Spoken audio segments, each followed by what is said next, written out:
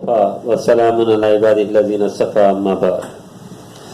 मेरे भाई और दोस्तों, अल्लाह ताला ने इस उम्मत मोहम्मद सल्लल्लाहु अलैहि वसल्लम को उम्र थोड़ी दी, लेकिन छोटे छोटे अमाल ऐसे वजनी और बड़े शानदार दे दिए कि पहली उम्मत उससे बहुत ज़्यादा आगे बढ़ी है।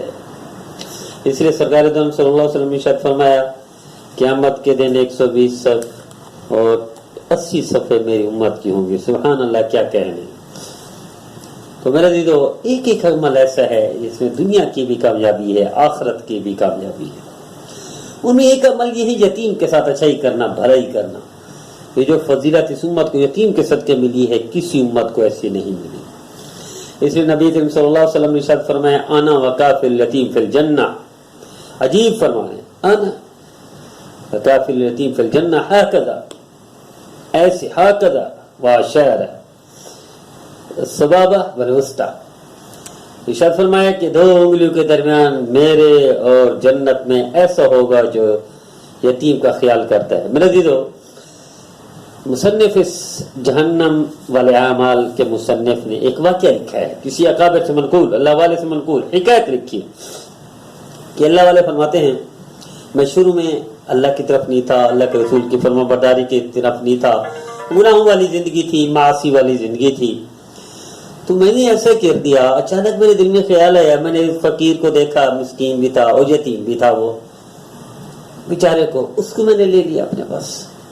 उसके साथ उसकी तरबियत, उसका खाना, उसका पीना, उसका खर्चा जाता, वो था बेचारा, उसका कोई रोजगार का जरिया नहीं था, कोई संभलने वाली नहीं था, कोई फिक्र करने वाला नहीं था, मैंने कर लिया। फरमाते जब उसके साथ शुरू किया तो मैंने रात के दफा ख्वाब में देखा कि क़यामत कायम है और क़यामत वाले दिन फरिश्ते मुझे उठा के घसीट के ले जा रहे हैं जहन्नम की तरफ। फरमाते करीब था कि जहन्नम में फेंक देते। ख्वाब में मैंने देखा वो यतीम जिसको मैंने परवरिश में ले दिया था, जिसका ख्याल रखता था, वो सामने आके खड़ा हो जाता है और फरिश्ते से कहते हैं, नहीं जा सकता, इसको नहीं ले जा सकते जहन्नम में। क्यों? कि इसने मुझ पर एहसान किया है, मेरे साथ भलाई की है, मेरे साथ अच्छाई की है, इसको नहीं ले जा सकते। कहने के इतने में अल्लाह ने फरमाया कि इस मेरे बंदे को छोड़ दो, मेरे बंदे के साथ एहसान किया है, अच्छाई की है, तो मैं इसको अब जहन्नम में नहीं डालता।